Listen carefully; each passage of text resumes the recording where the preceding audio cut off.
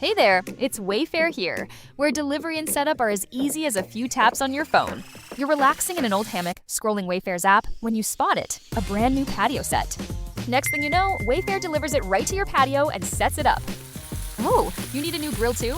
All right, Wayfair's got you covered. With Wayfair's Room of Choice delivery and fast expert setup on qualifying orders, life gets a little easier. Visit wayfair.com or the Wayfair app. Wayfair, every style, every home. You know, most persuasion, sales, influence training is outdated. People relying on the charm, the charisma, persistence, all good things. But let's talk about those persuasion hacks backed by the experts. I've talked about it many times that up to 95% of persuasion influence involves a subconscious trigger. Let's talk about those triggers. Let's do it. Maximize your influence. Kurt Mortensen is the author of Persuasion IQ, Laws of Charisma, and the best-selling book, Maximum Influence. Welcome back to Maximize Your Influence. Kurt Mortensen here. This is podcast 599. All right, let's kick off the geeky scholarly article. This comes from the Journal of Personality and Social Psychology, Professor Emma Levine and University of Chicago. Basically, if you're prone to feel guilty, then you're probably trustworthy. Well, they go on to talk about that your mother was right. Guilt is a powerful motivator. It's probably not the best, but it can be powerful. But it can quickly turn into manipulation. We won't go there for this one. But they found out at the University of Chicago Booth School of Business that when it comes to predicting who is most likely to act in a trustworthy manner, one of the most important factors is the anticipation of guilt.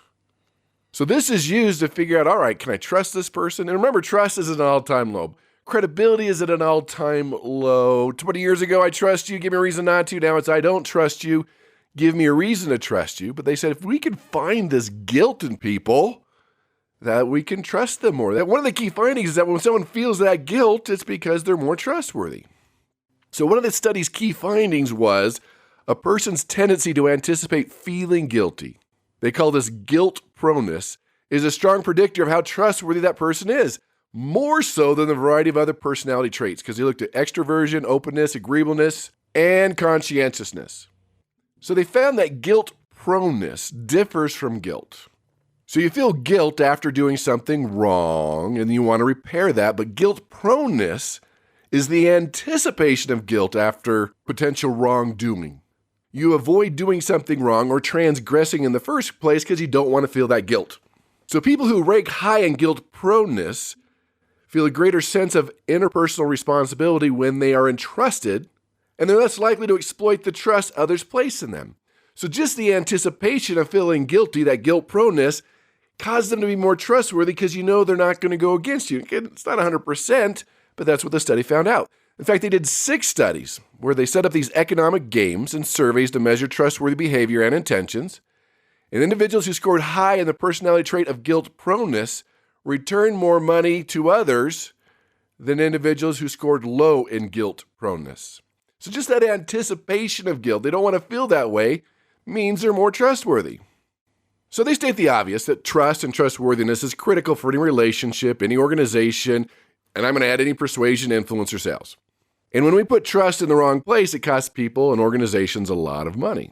So their findings go on to say that find people that tend to feel guilty before it even happens, before they've done anything wrong, and they are more likely to keep your trust.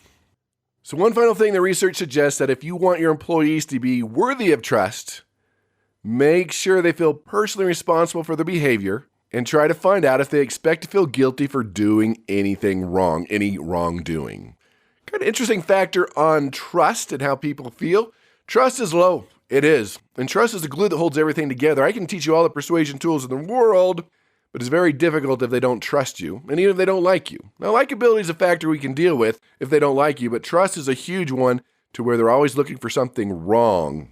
They're always looking for the lie. They always think they're being deceived. And when that happens, it's very difficult to persuade and influence. So I'll post that at MaximizeYourInfluence.com if you want to get a little more research on that. MaximizeYourInfluence.com is also the place to ask me questions, take your free Persuasion IQ assessment, and get more info on the advanced tools course called Influence University. let's go into the persuasion blunder of the week. Don't! Now, some of you might disagree with me on this one because there's a lot of great persuasion tools being used here, but it's very high lactose, very cheesy, and I'm going to add very unethical. But again, any persuasion technique I teach you, you can use for great good or great evil. When I did research for laws of charisma, I did realize even with that skill of charisma, I mean, that's the magic ingredient. When you're charismatic, people want to be around you. They want to be influenced by you. They want to recruit others to be influenced by you. I noticed, and as you already know, that skill of charisma around the world, if you look at history, has been used for great good, change lives, improve the world, but it's also been used for great evil and destroyed people and destroyed other countries. It's neutral, just like gravity. Gravity's neither good nor bad. Well, it's good when you're walking, bad when you're falling from a tree, but it's a neutral thing. It's how you use it. So you decide on this one. Maybe you think, well, like, hey, that's good use, but do the ends justify the means? So this is what happens. This actually happened to my daughter, walking around the mall as a 15-year-old. Two 15-year-old girls walking around the mall, and they are approached by a good-looking guy, which is always flattering to a 15-year-old girl. Well, it's flattering to anybody when someone comes up and says, hey, are you guys models? Wow, that would be a boost to the self-esteem. That's a law of esteem. Like, well, you're not. You should be. Hey, do you want to be? So not only did they boost the esteem, some compliments, some praise, they built a vision, created some involvement about wanting to be becoming an actress.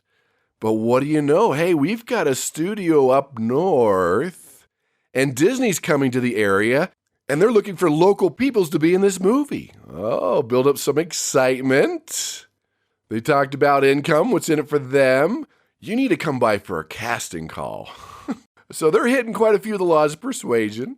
They get there, and of course, they've got to get my phone number because a parent has to come.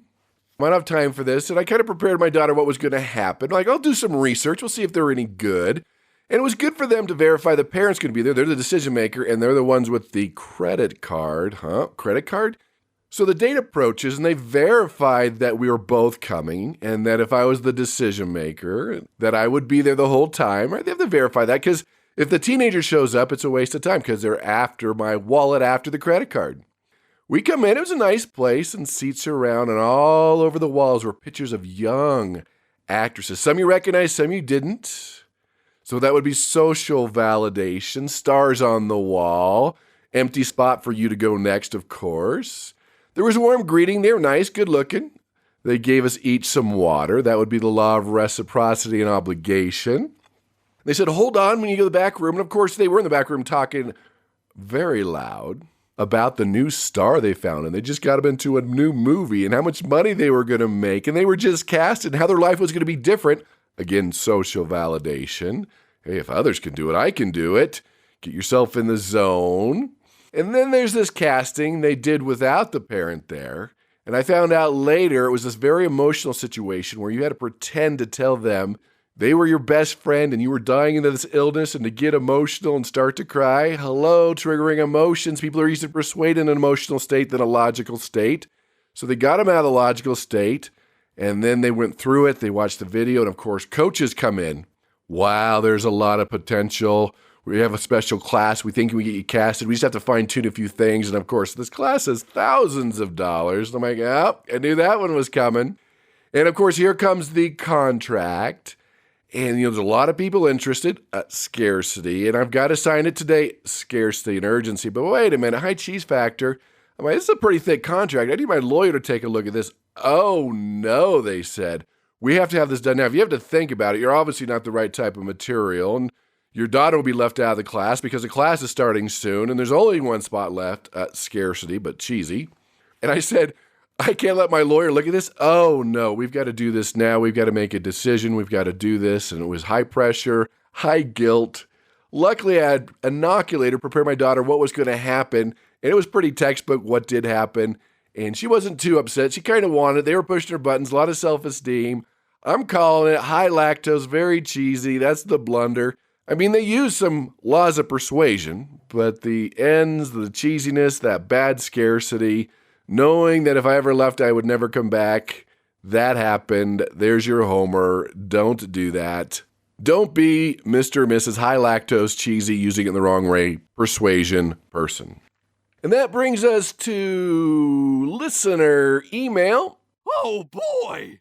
This is from Jade from Toronto, and for using your email on the show, you get free access to Influence University. And of course, there is a free area, but this is the gold access you get for free. If you want to learn about the 10 blunders or mistakes that are costing you millions of dollars, that's a great place to get started. So Jade from Toronto, Canada, hey, I'm enjoying your program on sales hacks. Thank you, Jade. And for those listening, I'll put a link to that too. These are over 111 to be exact, sales hacks. Basically, how you can hack into the human brain. Little things you can do. These are quick 3-minute videos where I talk about the science and how to apply it. Just one a day. Learn something new, learn something new. But it looks like Jade found an article on some sales techniques he wasn't quite sure of. Wanted to know my thoughts and kind of go through those. Love to do that, see what I agree with, disagree with, and maybe I'm neutral on. I'll also post that link at maximizeyourinfluence.com. It's brought to us by Peter Daisme and business2community.com. 25 sales hacks backed by the experts. Let's take a look at it. Remember, it doesn't matter what you do. We all sell, persuade, and influence for a living. So let's see what we can learn here. The first one is know who your ideal client is. Well, okay, duh. Obviously, the more demographics, the more research, the more psychographics, the more you get into their brain. I'll agree with that. Number 2, mirror your prospect. Mirroring is simply mimicking the tone and cadence of someone else, which can be one of many effective sales hacks. Usually, maybe. It's also called, let me add some things to this. It's called isopraxism, and it can work. You're accelerating rapport when you learn to mirror. I don't like the word mimic or mirror for the example, because it's not exactly mirroring. You might delay it 2 or 3 seconds. You might not do exactly what they're doing, but it could be similar. But it is a science that has been proven that it's worked. But here's the thing. When you're on the radar and you're mimicking them and they can see that they touch your face, you touch yours, you lean back, they lean back. They take a drink, you take a drink. Hey, and you break that mirror, it is the opposite effect and it will destroy you. So be careful here. It is a good science. It is a sound science. I think a better term might be a delayed similar mirror. So it doesn't have to be exactly at the same time or exactly what they're doing. But if it's similar and within 5 to 10 seconds, it is something that can be very persuasive. Again, it's naturally going to happen. You start to mirror people that you have rapport with, but you're just accelerating it by learning to mirror their energy, by mirroring their gestures, by mirroring maybe some of the words that they keep using. There are a lot of aspects here. It's not just body language. Here's one. Set yourself up to be the one who can live without this deal. Basically, it says if you built your business as one that's 100% dependent on client work to stay afloat, you might have a higher risk of being taken advantage of. I'll call this the desperation, blood in the water factor. Hey, in negotiation, we know if you're willing to walk, it can mean a lot, and it can tell you a lot. Because if you're willing to walk and they're willing to walk, maybe it wasn't a good deal, but it does give you a little power to be able to walk. Nothing's worse when people know that you're desperate. You have to make the sale. You have to do the negotiation. You have to have their business. They will screw you. They will take advantage of you. And you have to be very, very careful of that. Number 4, know when to contact your leads. Now, this will depend on culture, on the day. If they've just called you, try to get back within 5 minutes. We do know the sooner you get back to them, the better, because they're in the ether. They just saw your product online. But here's what's interesting. Further research has found the best time to call your leads is between 8 a.m. and 9 a.m. or between 4 p.m. and 5 p.m. And the best day of the week is Wednesdays and Thursdays tend to be the most effective. Now, there's a variety of different studies there, but I'll go with that. Mondays and Fridays, you always have to be careful of. Lunchtime, depending on the time zone, you'll be careful of that one too. Next one they talk about is stand when you sell, sit when you listen. I'll agree. When you're over the phone, you can stand up, a little more energy. It keeps the energy flowing. It raises the momentum. There is something about customer service and standing up, salespeople the same way. Any type of negotiation when you can stand up. Even when I do a webinar, if I'm not feeling it, standing up, a little more energy, a little more juice goes through the line, through the internet. Now, that would be strange face-to-face if they're sitting or standing. That would be a disconnect. That would be breaking the mirror, as I talked about earlier. But when you're not face-to-face, sitting when you listen, taking notes can be a powerful thing. Or face-to-face, sitting is always good. Taking notes, showing that you're really listening to them. Treat them like the most important person on the earth. Next one, set unusual meeting times. So most meetings are 30 minutes? They say do 25 or do 45. Hell, add to this, let's do 37. Odd numbers are always more persuasive than even numbers. Yeah, be careful here. I like the 25 minutes. If you say 25 minutes, it's got to be 20 minutes. If you say, can I have 2 minutes of your time, it's got to be 2 minutes. Now, you can say 2 minutes is up. Can we keep going? Be careful here that you manage their expectations of time of the meeting. But also, more important, I've noticed, and there are a few studies on this, that whatever you set the time for the meeting to be, that's what the meeting's going to be. So, yeah, maybe you don't want that 2-hour meeting. Let's start at 30 minutes and see where we can go from there. Next one, nod your head when you talk. So when you nod your head, and they don't say this in the article, but I'm going to say up and down in the yes motion, you feel more positive and more confident. And so when you do that, you appear more confident and more knowledgeable in your audience. And even better than that, let me add to this. When you're going up and down in the yes motion, and they start doing it, that means that's a trial close. That means yes. That means they're agreeing with you. You've started the persuasion process. And studies do show if I can get you to go up and down the yes motion, maybe it's a bouncing ball, testing headsets for quality, that yes motion makes you easier to persuade. The no motion makes you harder to persuade. So there is a lot of truth to that one. Next one, use a decoy option. When you're having trouble selling a pricey product or service, introduce a third option. We talked a little about this last week for the geeky article.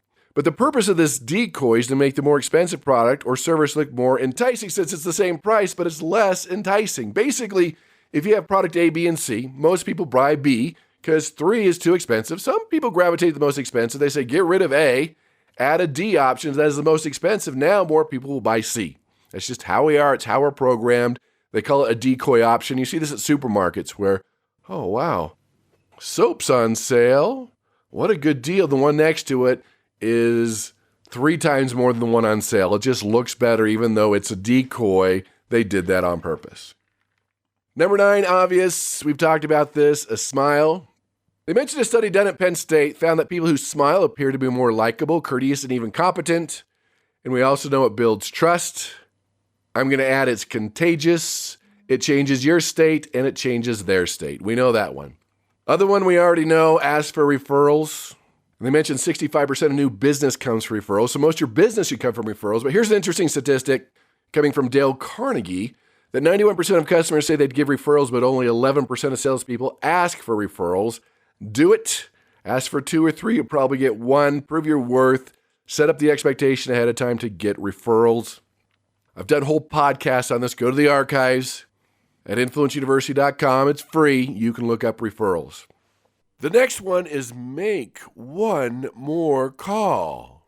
And that's good all the way around. Just before you go home, call it a day, go to lunch, one more call, one more prospect, one more lead. That's always good advice. Also talks about the rule of 7. Basically, that's a marketing thing. That's what I learned in advertising, where you need to have 7 touches before they really come around to noticing you, wanting to do business with you, understanding what you're doing.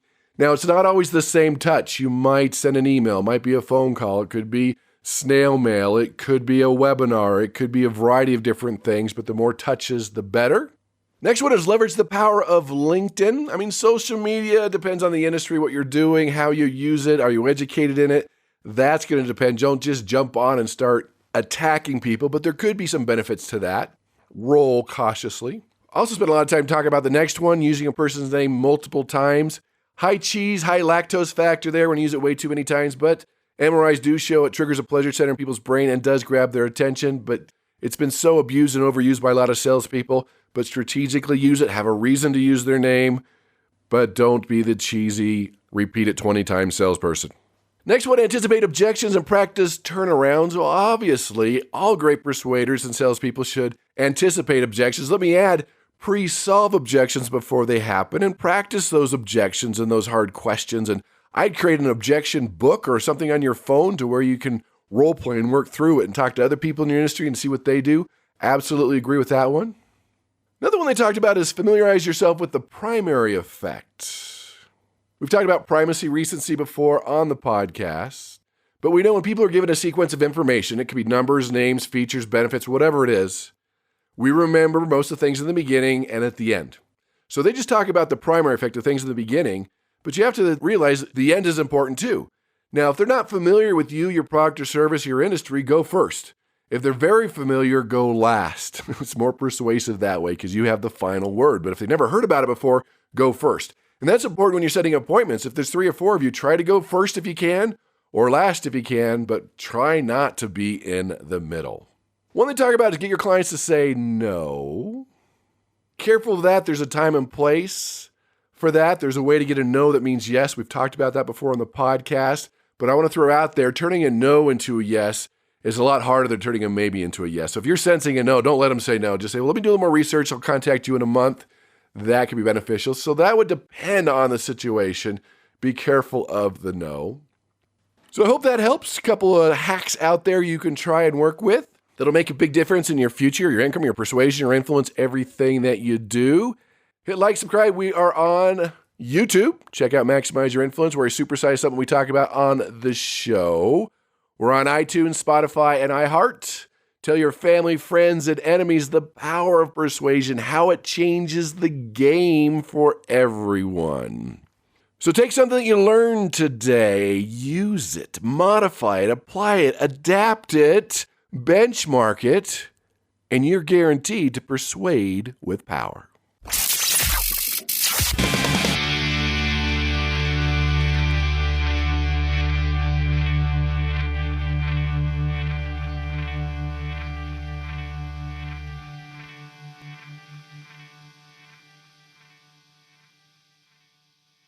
Warning, the following ZipRecruiter radio spot you are about to hear is going to be filled with F-words. When you're hiring, we at ZipRecruiter know you can feel frustrated, forlorn even, like your efforts are futile, and you can spend a fortune trying to find fabulous people, only to get flooded with candidates who are just fine.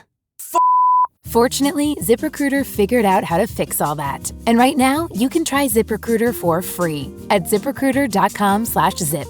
With ZipRecruiter, you can forget your frustrations because we find the right people for your roles fast, which is our absolute favorite F word. In fact, 4 out of 5 employers who post on ZipRecruiter get a quality candidate within the first day. Fantastic! So, whether you need to hire 4, 40, or 400 people, get ready to meet first-rate talent. Just go to ZipRecruiter.com/zip to try ZipRecruiter for free. Don't forget, that's ZipRecruiter.com/zip. Finally, that's ZipRecruiter.com/zip.